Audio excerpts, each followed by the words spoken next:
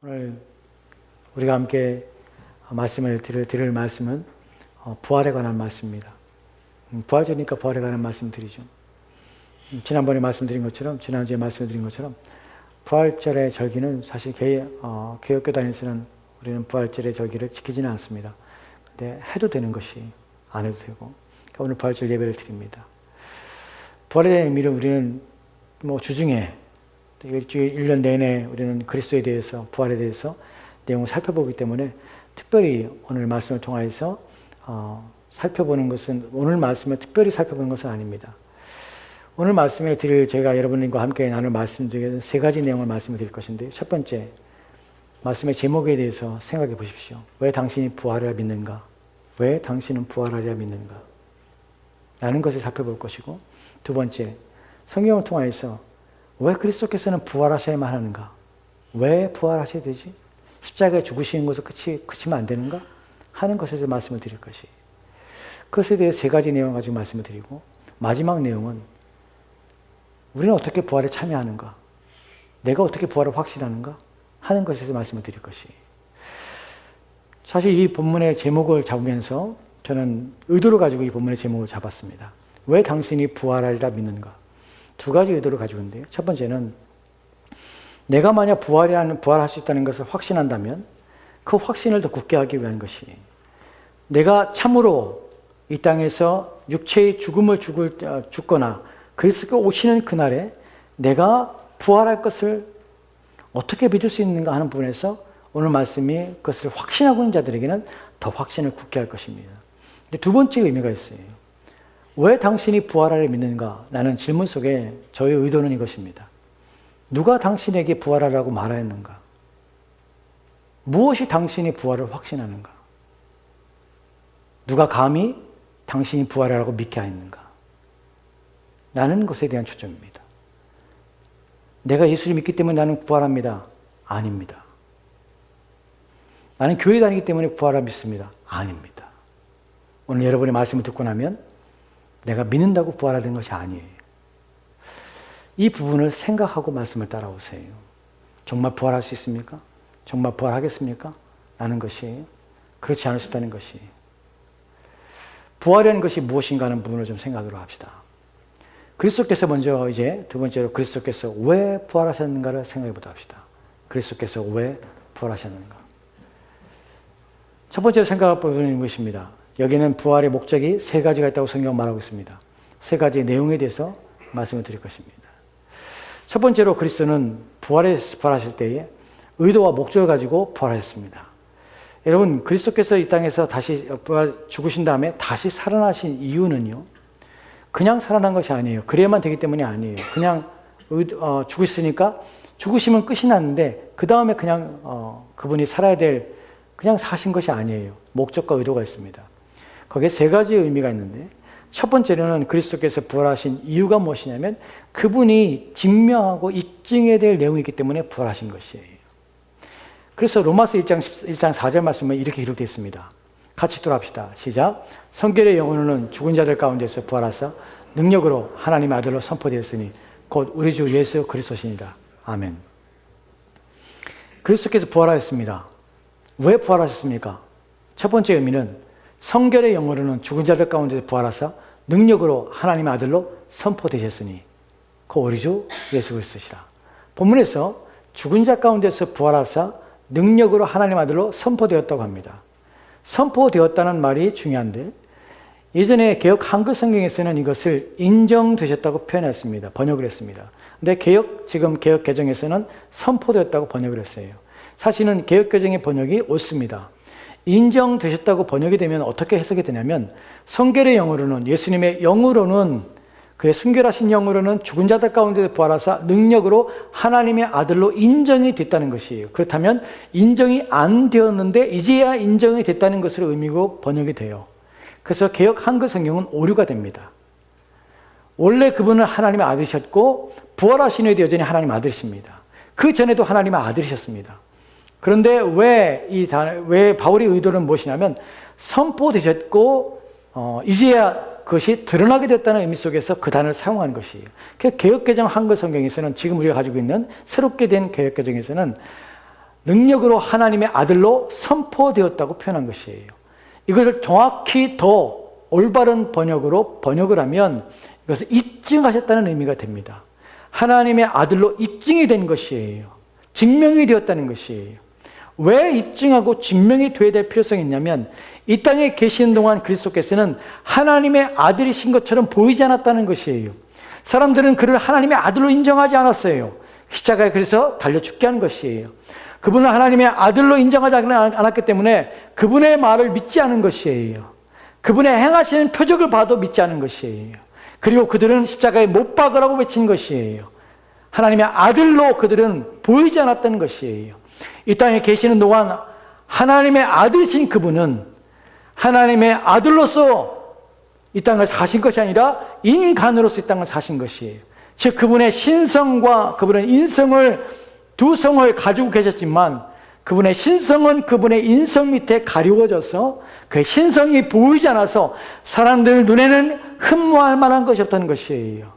이사야서 53장이 말하는 것처럼 그는 나오기를 연한 순처럼 그래서 흠모할 만한 것이 전혀 없고 아름다운 것이 전혀 없는 그런 모습을 가지고 이 땅에 오셨다는 것이에요. 이 땅에 사신 동안 우리와 같은 동일한 인성을 가지고 있었기에 사람들에게 의해서 그는 인정받지 못했고 사람들에서 그분은 하나님의 아들로 그분은 받아들이지 않으셨던 것이에요. 그래서 이 땅에 사는 동안에는 그분은 하나님의 아들로 인정과 또 입증하는 일들을 행하지 못한 것이에요. 드러나지 않은 것이에요. 그런데 언제 그분이 하나님의 아들로 인정이 되셨고 입증이 되셨고 증명이 되셨냐면 바로 부활을 통하여서 아 이분이 하나님의 아들이셨구나 하는 것이 증명이 된 것이에요. 그분의 부활로 말미암아 아 이분이 하나님의 아들이셨기 때문에 부활하셨구나 하는 것이 바로 사람들에게 나타나신 것이에요. 그 부활은 그분이 누구신가를 보여주며 그분이 어떠한 분이신가를 나타내시는 것입니다. 이제껏 죽은 자들 가운데 살아난 자가 하나도 없습니다. 하지만 그분이 살아나신 것이에요. 왜 살아나면 하나님의 아들이셨기 때문에 살아나신 것이에요. 우리는 그분이 하나님의 아들이신 것, 그분의 말씀이 참이라는 사실을 어떻게 알게 되냐면 이 부활로 말미암아 그분이 참으로 하나님의 아들이셨구나 라는 것을 깨닫게 되는 것이에요.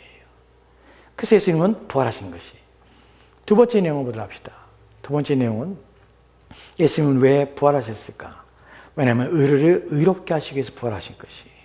의롭다 하심을 얻게 하시기 위해서 부활하셨다고 성경은 말씀하고 있습니다. 예수님은 단순히 죽었다가 살아나기 위해 살아난 것이 아니라 첫 번째로는 자신이 하나님의 아들이셨어.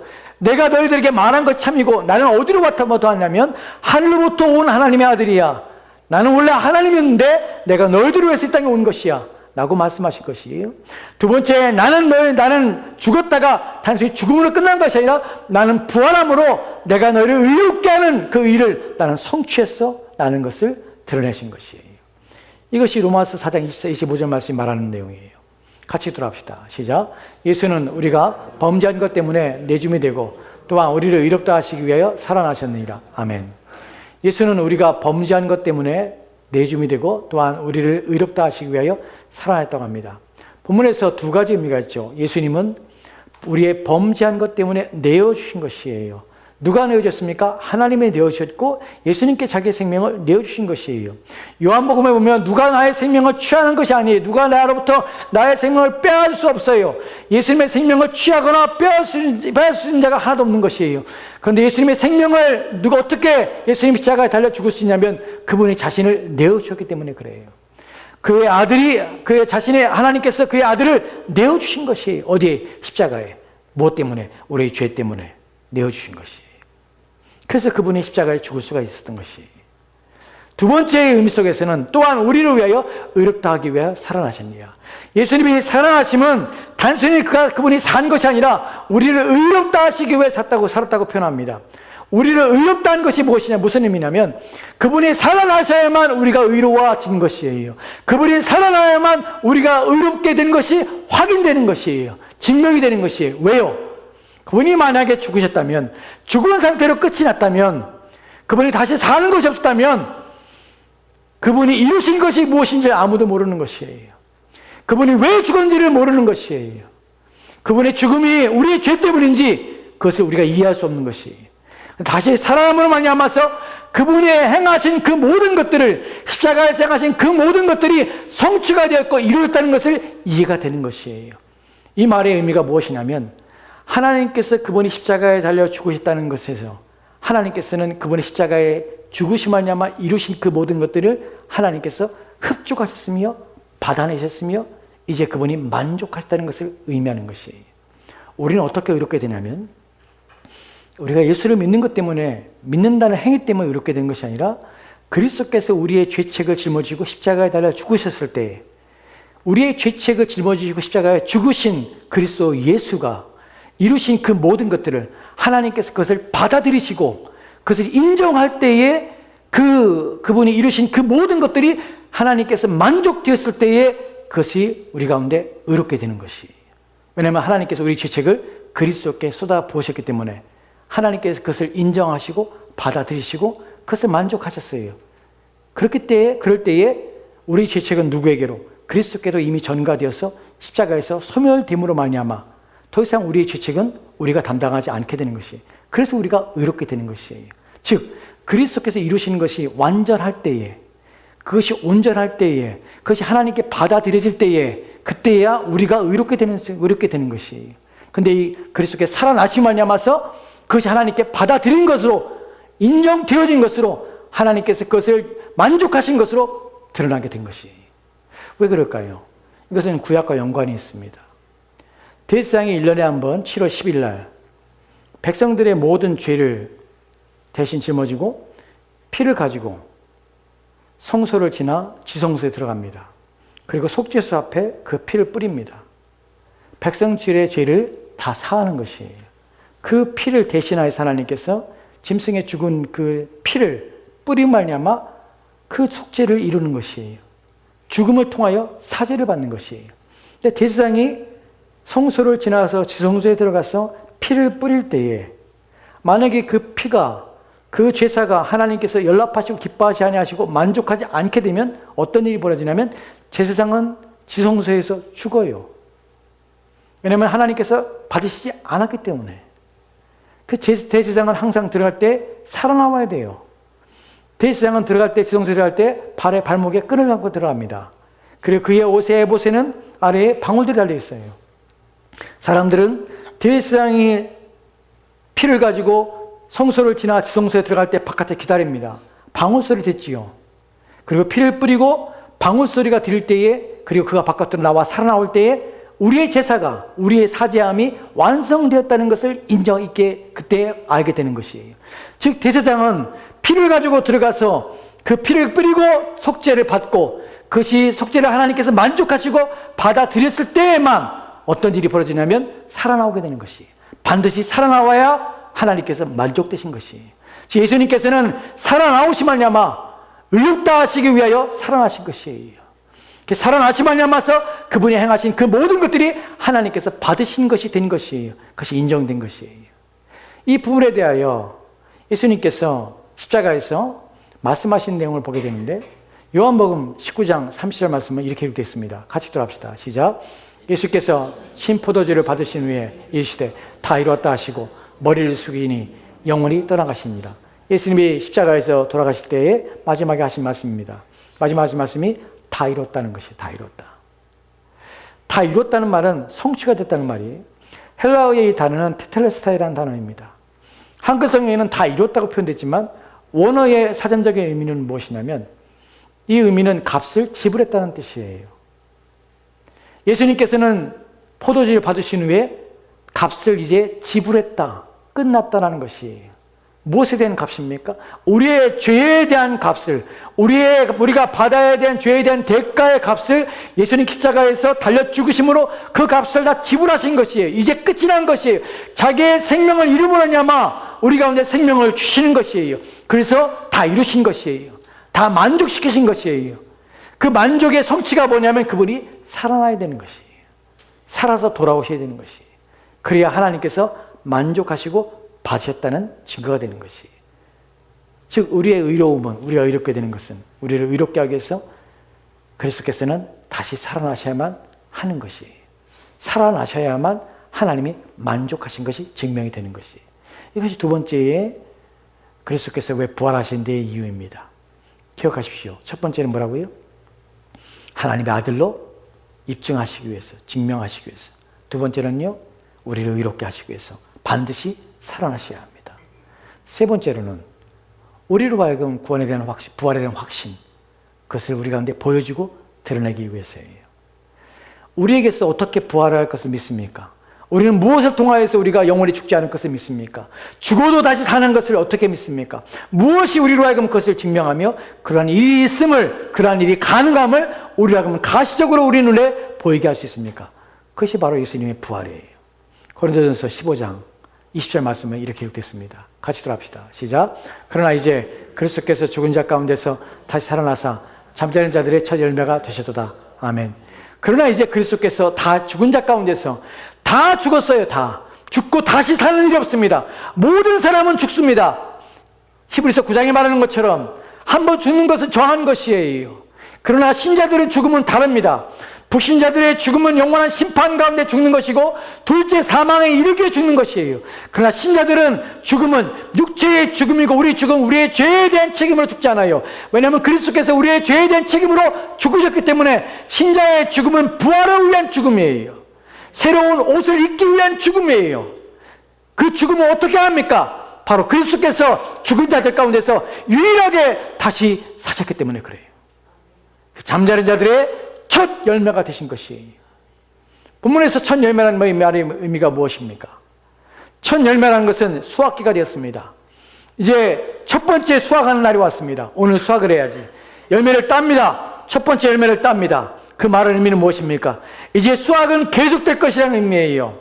첫 번째 열매를 땄기 때문에 끝난 것이 아니라 계속적으로 열매를 따기는 일들을 시작한다는 의미예요. 즉 예수님께서 첫 번째 열매가 됐다는 말은 이제 계속해서 부활은 시작되었고 부활은 지속될 것이라는 것이에요. 그것이 바로 첫 번째 열매의 의미예요. 어떻게 우리는 부활할 것을 압니까? 부활이 있을 것이라는 것을 압니까? 바로 예수님께서 부활하기 때문에, 부활의 첫 번째 열매가 됐기 때문에 우리 또한 두 번째, 세 번째, 네 번째 열매로서 계속해서 우리 또한 부활에 참여하게 될 것을 알게 되는 것이에요. 그래서 그렇기 위해서 예수님께서는 부활하신 것이에요. 이것이 예수님의 부활의 목적입니다. 이 외에도 있습니다. 그럼 오늘 여기까지 합시다. 이제 우리가 살펴볼 것은 왜 당신이 부활할 것이라고 생각합니까? 라는 질문에 대한 답이에요. 난 예수 믿기 때문에 난 부활합니다. 나는 교회 다니기 때문에 부활합니다. 아니에요. 아니에요. 당신이 예수를 믿는다는 것 때문에 부활하지 않습니다.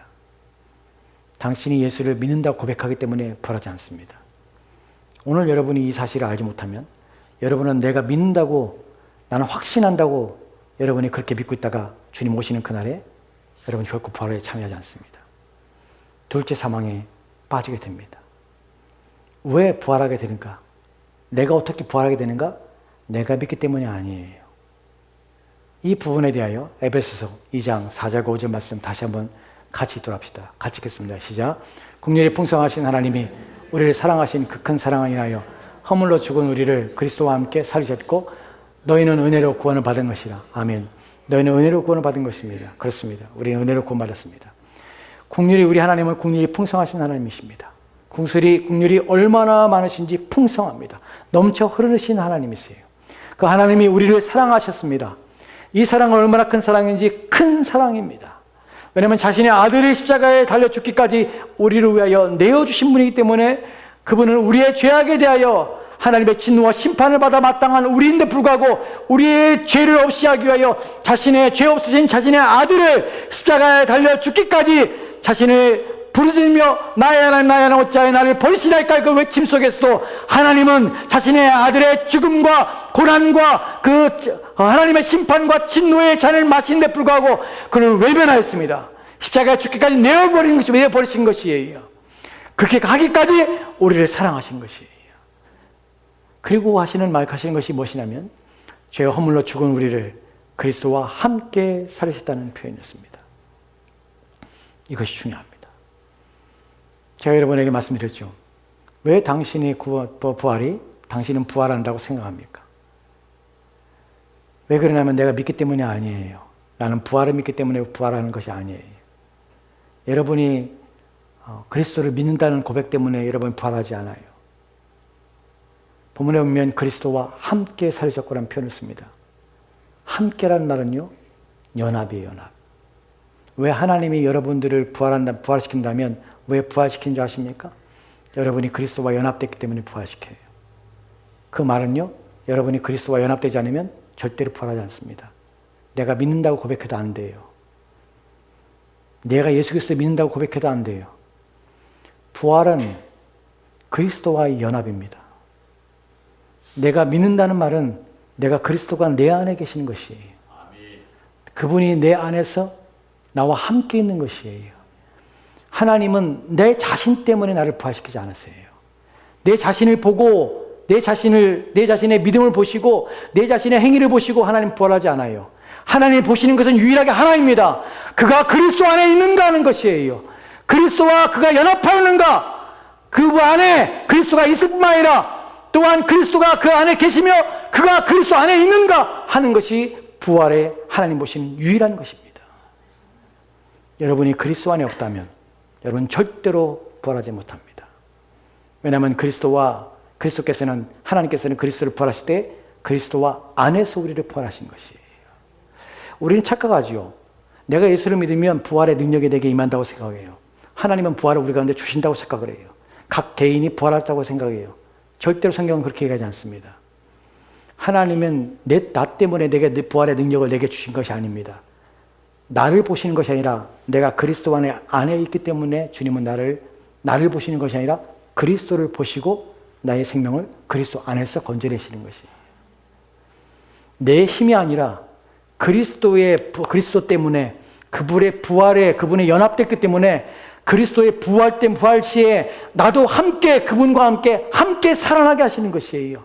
그분을 살리시는데 그분 안에 내가 있기 때문에 내가 사는 것이에요. 그리스도 안에 없으면 그리스도를 부활할 때 내가 그 속에 없으면 나는 부활하지 못하게 되는 것이에요. 이것이 바로 그리스도와 우리의 부활과의 연합관계입니다. 많은 사람들은 그렇게 생각을 해요. 내가 예수를 믿으면 내가 예수를 믿는 순간에 하나님께서 내게 부활의 능력을 내게 주셨다고 착각을 해요. 내가 부활의 능력을 가지고 있는 것처럼 생각해요. 거짓말이에요. 그렇지 않아요. 여러분은 부활의 능력을 가지고 있지 않아요. 여러분은 어떤 능력도 없어요. 여러분은 그리스도 안에 있어야만 그분이 여러분을 살리시는 것이에요. 여러분은 만약에 여러분이 그리스도 밖에 있으면 하나님은 여러분이 믿는다고 고백해도 그 사람은 밖에 있는 사람이에요. 그리스도 안에 있어야 되고 그 안에 여러분이 거하지 않으면 여러분은 그리스도와 함께 살지 않는 것이에요. 이 부분에 대하여 로마서 6장 4절 말씀이 이렇게 기록되어 있습니다. 같이 들어갑시다. 시작. 그러므로 우리가 그의 죽으심과 하여 세례를 받음으로 그와 함께 장세되었나니 이는 아버지의 영광으로 말미암아 그리스도를 죽은 자 가운데 살리심과 같이 우리로 또한 새 생명 가운데서 행하게 하려 함이라. 아멘. 본문에서 그러므로 우리가 그의 죽으심과 합하여 세례를 받아라는 표현을 씁니다. 그리스도와 합하여 세례를 받아서 어떻게 해요? 그와 함께 장세된 것이에요. 그가 죽을 때 우리가 어떻게 되냐면 그분과 합하여서 그분 안에서 우리는 그분과 같이 죽는 것이에요. 십자가의 죽음은, 우리의 죽음은 어떻게 이루어지냐면 이미 성경은 우리가 허물과 죄로 죽었는데 그리스도께서 우리를 받으셔서 우리를 이끌어서 자기 안에 우리를 두심으로 하냐마 그가 십자가에 죽으실 때에 우리가 연합하여서 함께 합하여서 그분의 죽음에 참여하게 되는 것이에요. 이 죽음만 참여하는 것이 아니라 장사 지낸 것이에요. 본문에서 장사 지낸 의미는 끝난 것이에요. 장사라는 것은 죽음이 끝난 것이에요. 우리는 함께 죽은 것이에요. 그럼 죽음만 끝입니까? 그렇지 않아요. 이는 아버지의 영광으로 말미암아 그리스도를 죽은 자 가운데 살리신 것 같이 아버지의 영광으로 말미암아 그리스도를 살리실 때에 그것과 같이 우리 또한 새 생명 가운데 행하게 하리라. 그분을 살리실 때에 그분을 살리시는데 우리가 그 안에 있기 때문에 같이 함께 살림받게 되는 것이에요. 그래서 우리 또한 살게 되는 것이에요. 핵심은 그리스도와의 연합이에요. 그래서 많은 사람들이 오늘날 내가 예수 믿으면 내가 부활을 내가 가지고 있다고, 부활의 능력을 내가 가지고 있다고 착각하며 살다가 둘째 사망에 빠지게 됩니다. 더 이상 소망이 없을 수 있어요.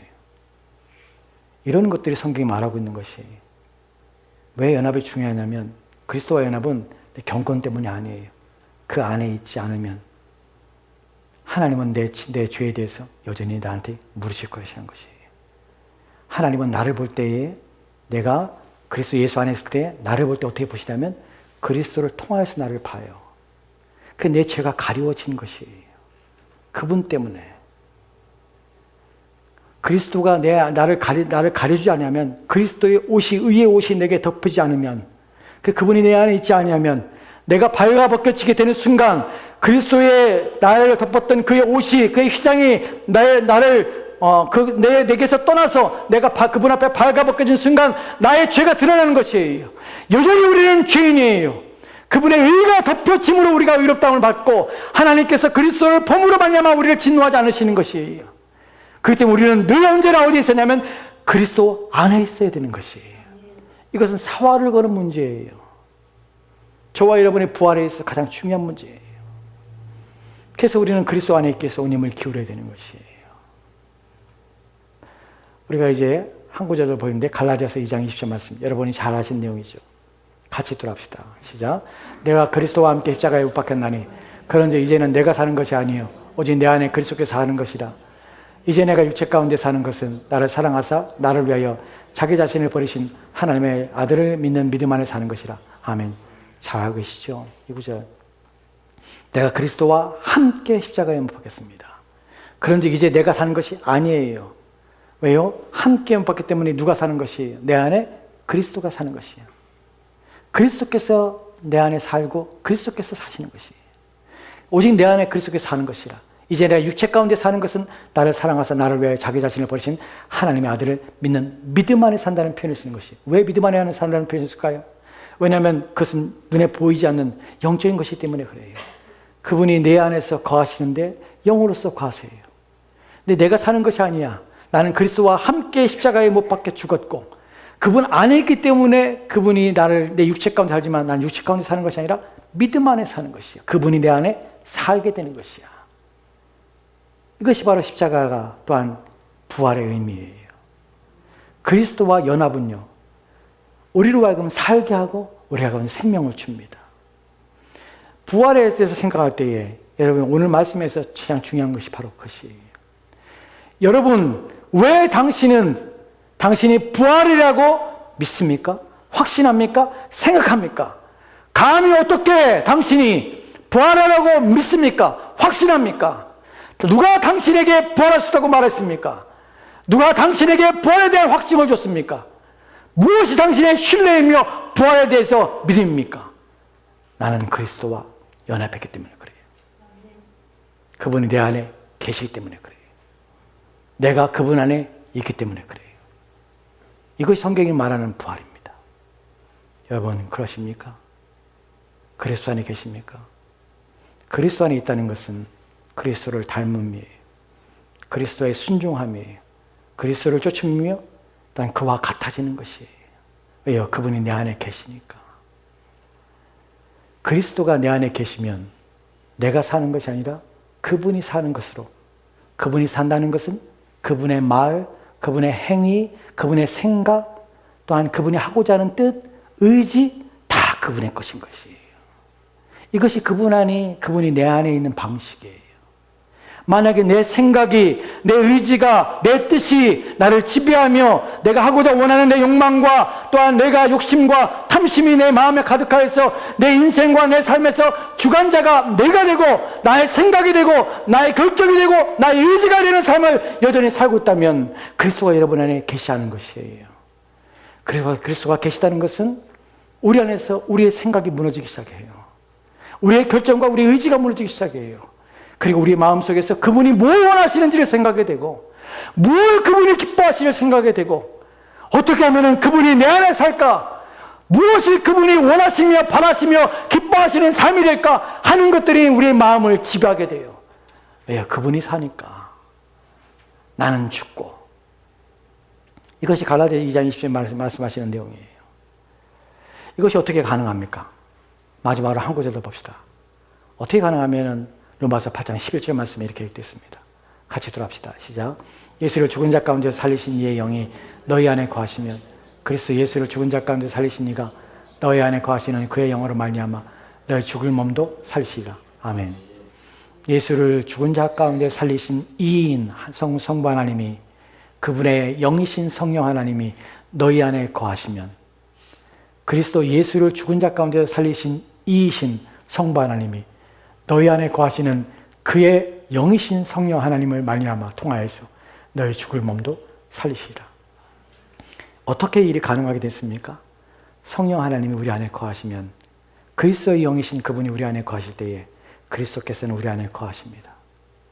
그리고 그분의 영이 내 안에 있을 때야 나는 부활을 확신하게 되는 것이에요. 여러분, 마지막으로 여러분에게 말씀을 드립니다. 말씀을 맺도록 합시다.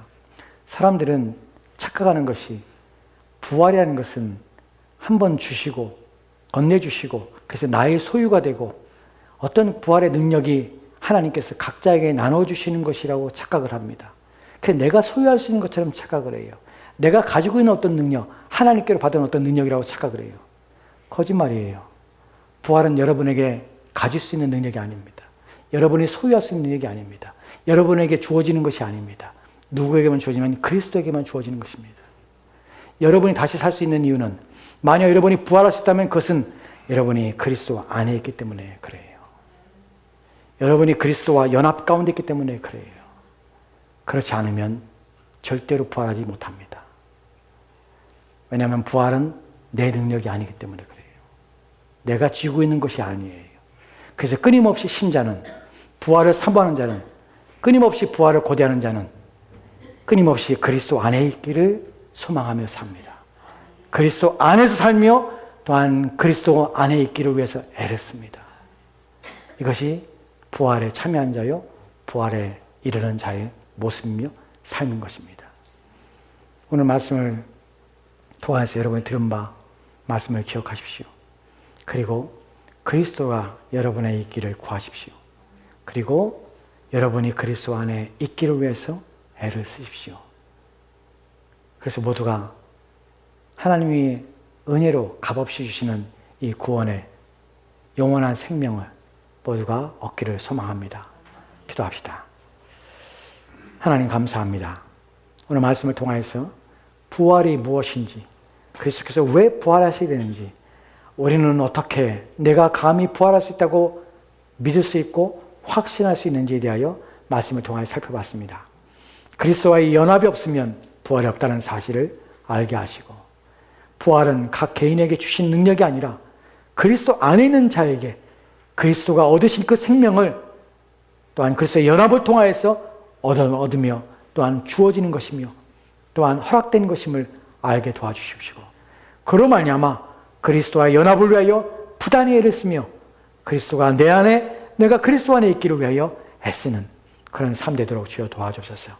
그래야 우리 모두가 그리스도께서 이 땅에 오시는 그날에, 또는 우리 육체가 이 땅에서 우리 육신의 장막이 멀어질 때에, 그때 우리가 주님 앞에 섰을 때에 우리가 영원한 생명에 참여한 자로 발견되도록 주여 도와주시옵소서.